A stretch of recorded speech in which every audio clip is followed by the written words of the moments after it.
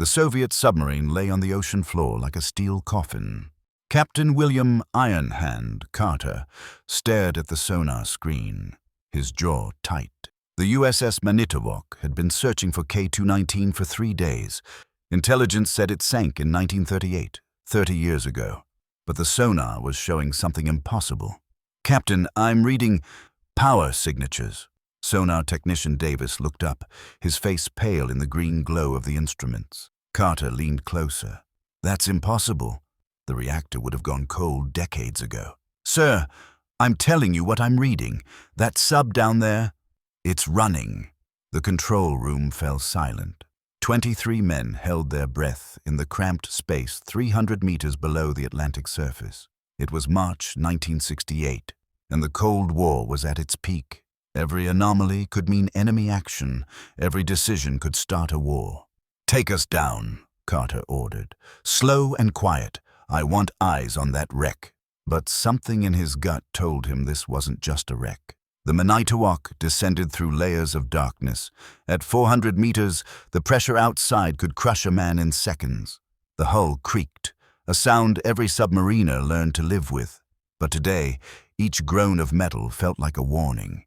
"Approaching target depth," Lieutenant Harris reported. He was Carter's second in command, a young officer with steady hands and a sharp mind. "Sir, I'm picking up something else." "Report. Radio signals, very faint, Soviet frequency, but the patterns are old, like really old." Carter felt ice in his veins. "Define old." 1930s encryption protocol, sir. The kind they used before the war. Before anyone could respond, the lights flickered. Every instrument in the control room surged, then stabilized. Carter gripped the periscope housing. "What the hell was that?" "Unknown, sir. Some kind of electromagnetic pulse, but it came from below us, from the wreck." Carter made his decision. "Deploy the ROV. I want video feed, now." The remotely operated vehicle launched from the Manitowoc's belly, its camera lights cutting through the black water like knives. The crew gathered around the monitor. What they saw defied everything they knew about physics, time, and reality. The K-219 sat upright on a plateau of rock, perfectly intact. No rust, no damage. The hull gleamed as if it had been built yesterday. But it was the portholes that made Carter's blood run cold. Lights were on inside. "Get closer," he whispered. The ROV approached a viewing port. Through the thick glass they could see movement. Men. Soviet sailors in 1930s uniforms, working at their stations. One of them looked directly at the camera and waved. "Jesus Christ," Harris breathed. Carter grabbed the radio. "Communications. Try hailing them. Soviet naval frequencies. All of them."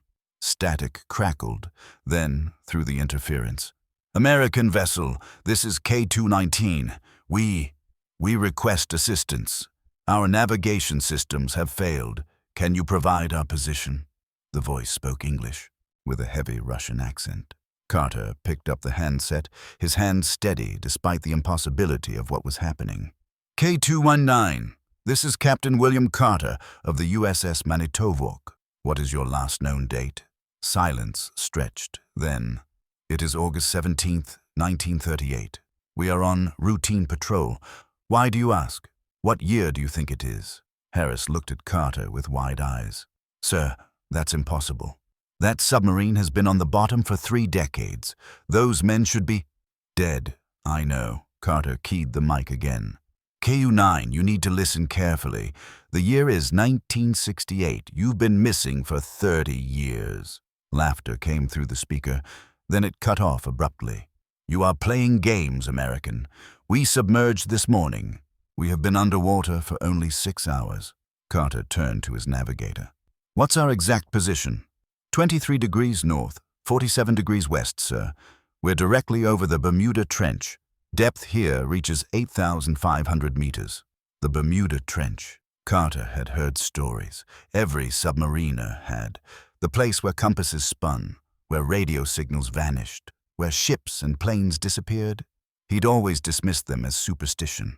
Until now. "Sir, I'm detecting something else."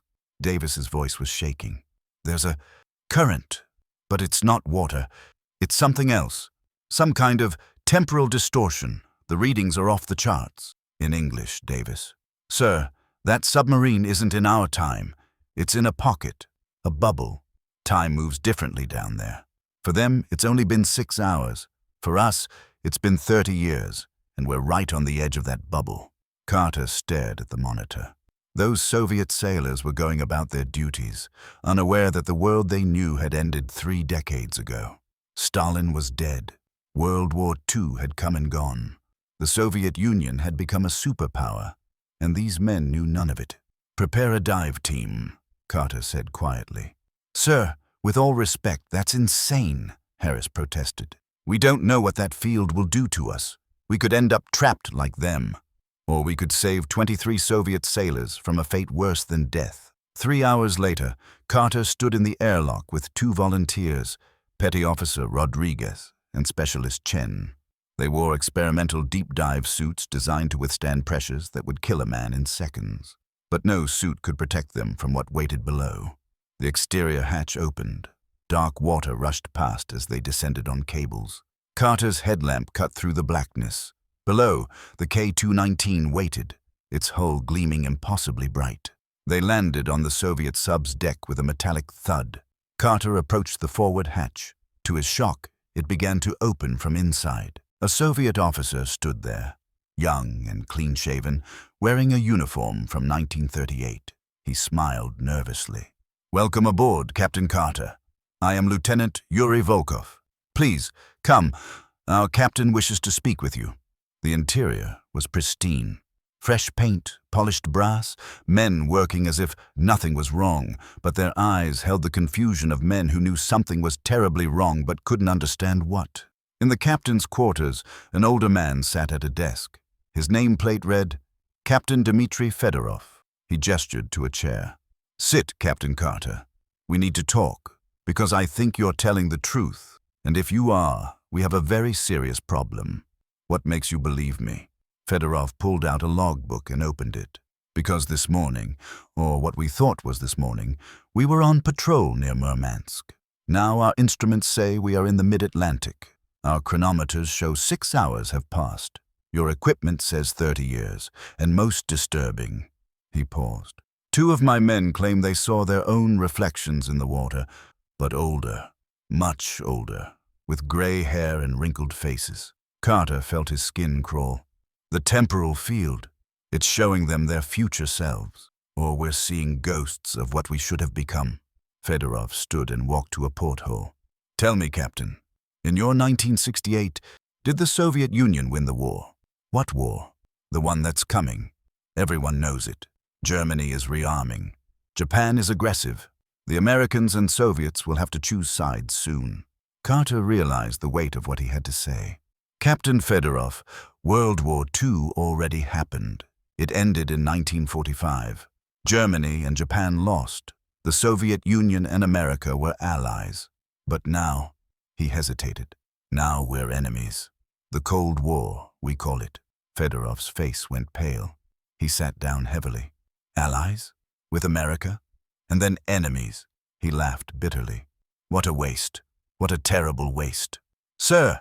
One of Fedorov's officers burst in. "The American submarine! It's leaving! They're ascending!" Carter grabbed his radio. "Manitowoc, this is Carter. What's your status?" Harris's voice came through, tight with panic.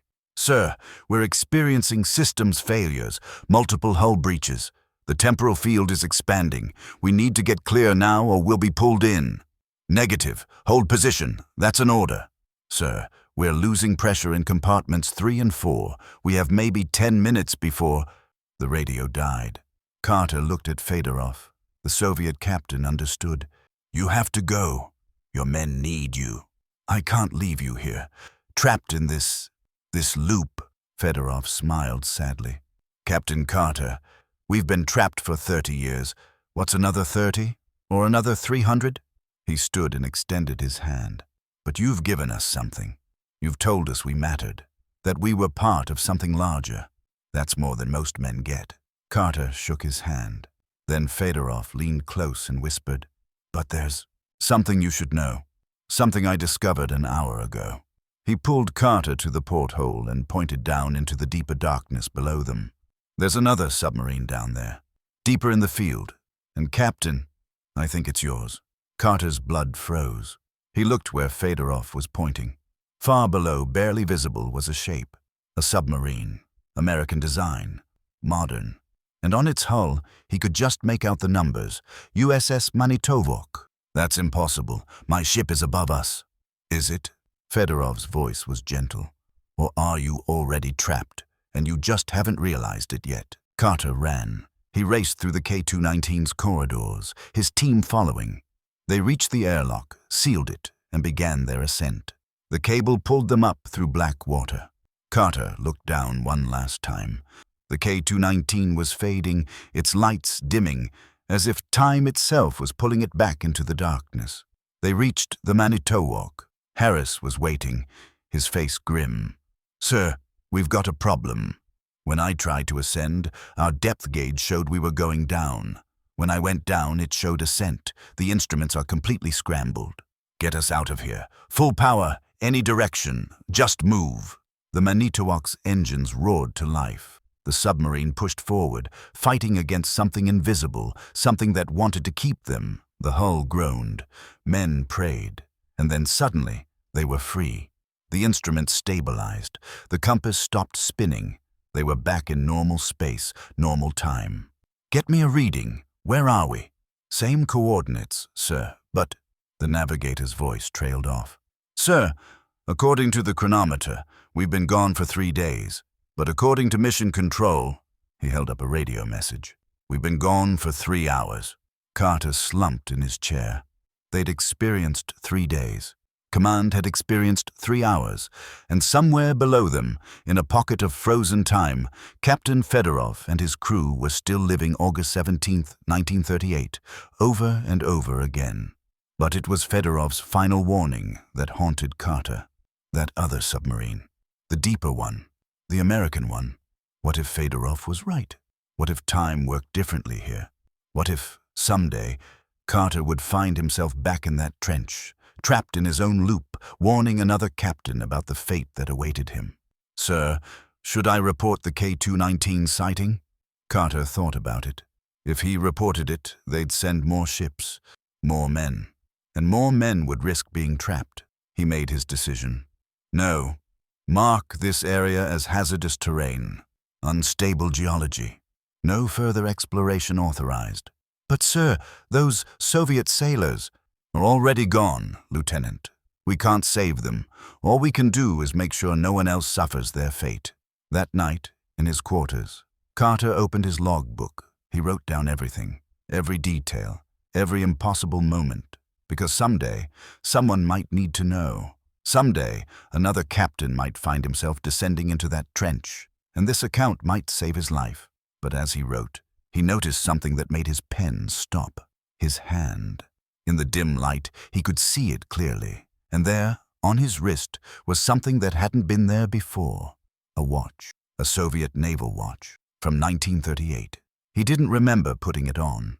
He didn't remember Fedorov giving it to him. But it was there, and it was running, keeping perfect time, as if to remind him that time, in the deep places of the ocean, didn't follow the rules men thought they understood. Carter looked at his reflection in the mirror. For just a moment, just a fraction of a second, he saw himself older, much older, with white hair and a face carved by decades of burden. And that older version of himself was standing on the deck of a submarine that looked like the Manitowoc, but older, worn, as if it had been underwater for a very, very long time. He blinked, and the image was gone, but the watch remained, ticking, always ticking, counting down to a moment he could feel approaching but couldn't see, a moment when he would return to that trench, when he would take Fedorov's place, when he would become the warning for the next captain foolish enough to descend into the depth that remembers. The ocean keeps its secrets. And sometimes those secrets keep you.